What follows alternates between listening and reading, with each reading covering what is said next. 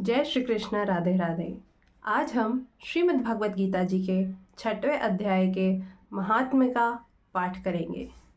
श्री भगवत गीता जी के 6वें अध्याय का महात्म्य। श्री भगवान कहते हैं, सुमुखी, अब मैं 6वें अध्याय का महात्म्य बतलाता हूँ, जिसे सुनने वाले मनुष्यों के लिए मुक्ति करतलगत हो जाती है। गोदावरी नदी के तट पर प्रतिष्ठानपुर पैठण नामक एक विशाल नगर है, जहाँ मैं पिपलेश के नाम से विख्यात होकर रहता हूँ। उस नगर में जनश्रुति नामक एक राजा रहते थे, जो भूमंडल की प्रजा को अत्यंत प्रिय थे। उनका प्रताप मार्तंड मंडल के प्रचंड तेज के समान जान पड़ता था। प्रतिदिन होने वाले उनके यज्ञ के धुएं से नंदनवन के कल्प वृक्ष इस प्रकार काले पड़ गए थे, मानो राजा की असाधारण दानशीलता देखकर वे लज्जित हो गए हों। उनके यज्ञ में प्राप्त पुरोडाश के रासास्वादन में सदा आसक्त होने के कारण देवता लोग कभी प्रतिष्ठानपुर को छोड़कर बाहर नहीं जाते थे। उनके दान के समय छोड़े हुए जल की धारा प्रताप रूपी तेज और यज्ञ के धूमों में पुष्ट होकर मेघ ठीक समय पर वर्षा करते थे। उस राजा के शासनकाल में इतियों खेती में होने वाले 6 प्रकार के उपद्रवों के लिए कहीं थोड़ा भी स्थान नहीं मिलता था और अच्छी नीतियों का सर्वत्र प्रसार होता था। वे बावली, कुएं और पोखरे खुदवाने के बहाने मानो प्रतिदिन पृथ्वी के भीतर की निधियों का अवलोकन करते थे। एक समय राजा के दान, तप, यज्ञ और प्रजा पालन से संतुष्ट होकर स्वर्ग के देवता उन्हें वर देने के लिए आए। वे कमलनाल के समान उज्ज्वल हंसों का रूप धारण कर अपनी पांखें हिलाते हुए आकाश मार्ग से चलने लगे। बड़ी उतावली के साथ उड़ते हुए वे सभी हंस परस्पर बातचीत भी करते जा रहे थे। उनमें से भद्राश्व आदि 2-3 हंस वेग से उड़कर आगे निकल गए। तब पीछे वाले हंसों ने आगे जाने वालों को संबोधित करके कहा, अरे भाई भद्राश्व, तुम लोग वेग से चलकर आगे क्यों हो गए? यह मार्ग बड़ा दुर्गम है। इसमें हम सबको साथ मिलकर चलना चाहिए। क्या तुम्हें दिखाई नहीं देता? यह सामने की पुण्य मूर्ति महाराज जानश्रुति का तेज पुंज अत्यंत स्पष्ट रूप से प्रकाशमान हो रहा है।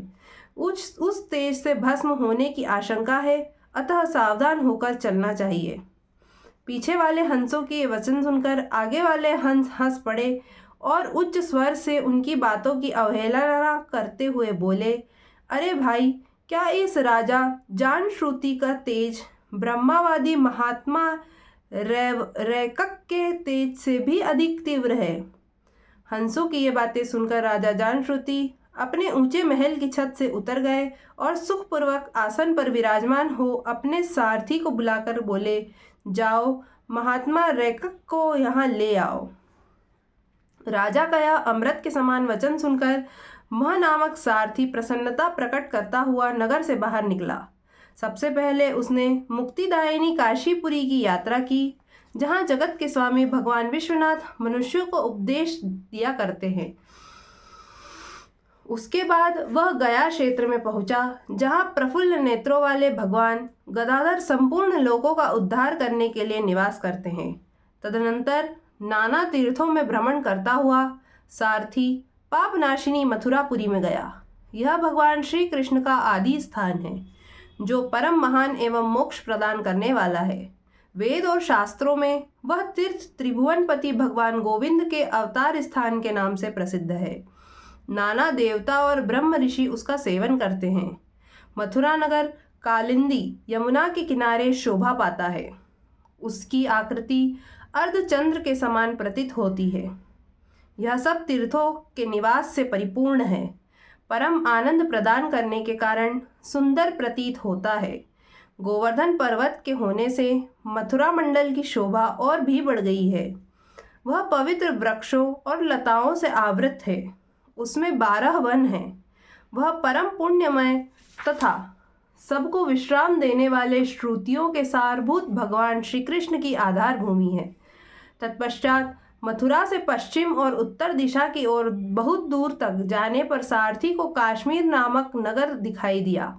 जहाँ शंख के समान उज्ज्वल गगनचुंबी महलों की पंक्तियाँ भगवान शंकर के अट्टहास की भांति शोभा पाती है, जहाँ ब्राह्मणों के शास्त्रीय आलाप सुनकर मूक मनुष्य भी सुंदर वाणी और पदों का उच्चारण करते हुए देवता के समान हो जाते हैं, जहाँ निरंतर होने वाले यज्ञ धूम से व्याप्त होने के कारण आकाशमंडल मेघों से धुलते रहने पर भी अपनी कालिमा नहीं छोड़ता, जहाँ उपाध्याय के पास आकर छात्र जन्मकालीन अभ्यास से ही संपूर्ण कलाएं स्वतः पढ़ लेते हैं, तथा जहाँ माणिकेश्वर नाम से प्रसिद्ध भगवान चंद्रशेखर देहधारियों को वरदान देने के लिए नित्य निवास करते हैं। काश्मीर के राजा माणिक्येशन ने दिग्विजय में समस्त राजाओं को जीतकर भगवान शिव का पूजन किया था, तभी से उनका नाम माणिक्येश्वर हो गया था। उन्हीं के मंदिर के दरवाजे पर महात्मा रैक्य एक छोटी सी गाड़ी पर बैठकर अपने अंगों को खुजलाते हुए वृक्ष की छाया का सेवन कर रहे थे। इसी अवस्था में सारथी ने उन्हें देखा। राजा के बताए हुए भिन्न भिन्न चिन्हों से उसने शीघ्र ही रैकक को पहचान लिया और उनके चरणों में प्रणाम करके कहा, ब्राह्मण, आप किस स्थान पर रहते हैं? आपका पूरा नाम क्या है? आप तो सदा स्वच्छंद विचरने वाले हैं, फिर यहाँ किस लिए ठहरे हैं? इस समय आपका क्या करने का विचार है? सारथी के ये वचन सुनकर परम आनंद में निमग्न महात्मा रैकक ने कुछ सोचकर उससे कहा, यद्यपि हम पूर्ण काम हैं, हमें किसी वस्तु की आवश्यकता नहीं है, तथापि कोई भी हमारी मनोवृत्ति के अनुसार परिचर्या कर सकता है। रैकक के हार्दिक अभिप्राय को सादरपूर्वक ग्रहण करके सारथी धीरे से राजा के पास चल दिया। वहां पहुंचकर राजा को प्रणाम करके उसने हाथ जोड़ सारा समाचार निवेदन किया। उस समय स्वामी के दर्शन से उसके मन में बड़ी प्रसन्नता थी। सारथी के वचन सुनकर राजा के नेत्र आश्चर्य से चकित हो उठे। उनके हृदय में रैकक का सत्कार करने की श्रद्धा जागृत हुई। उन्होंने 2 खच्चरियों से जूती हुई एक गाड़ी लेकर यात्रा की, साथ ही मोती के हार, अच्छे अच्छे वस्त्र और एक सहस्त्र गौएं भी ले लीं। काश्मीर मंडल में महात्मा रैकक जहाँ रहते थे, उस स्थान पर पहुंचकर राजा ने सारी वस्तुएं उनके आगे निवेदन कर दी और पृथ्वी पर पड़कर साष्टांग प्रणाम किया। महात्मा रैकक अत्यंत भक्ति के साथ चरणों में पड़े हुए राजा जानश्रुति पर कुपित हो उठे और बोले, रे शूद्र, तू दुष्ट राजा है, क्या तू मेरा वृत्तांत नहीं जानता? यह खच्चरियों से जूती हुई अपनी ऊंची गाड़ी ले जा। ये वस्त्र, ये मोतियों के हार और ये दूध देने वाले गोए भी स्वयं ही ले जा। इस तरह आज्ञा देकर रैकक ने राजा के मन में भय उत्पन्न कर दिया। तब राजा के शाप के भय से महात्मा रैकक के दोनों चरण पकड़ लिए और भक्तिपूर्वक कहा, ब्राह्मण, मुझ पर प्रसन्न होइए। भगवान, आप में यह अद्भुत महात्म्य कैसे आया? प्रसन्न होकर मुझे ठीक ठीक बताइए।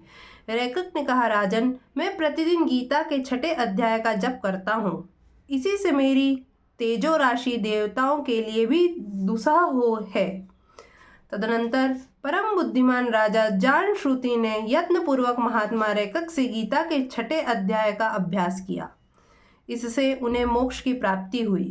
इधर रैकक भी भगवान माणिकेश्वर के समीप मोक्षदायक गीता के 6ठे अध्याय का जप करते हुए सुख से रहने लगे। हंस का रूप धारण करके वरदान देने के लिए आए हुए देवता भी विस्मित होकर स्वेच्छानुसार चले गए। जो मनुष्य सदा इस एक ही अध्याय का जप करता है, वह भी भगवान विष्णु के ही स्वरूप को प्राप्त होता है। इसमें तनिक भी संदेह नहीं है। यहाँ पर श्रीमद् भागवत गीता जी के 6ठे अध्याय का महात्म्य समाप्त होता है। जय श्री कृष्ण, राधे राधे।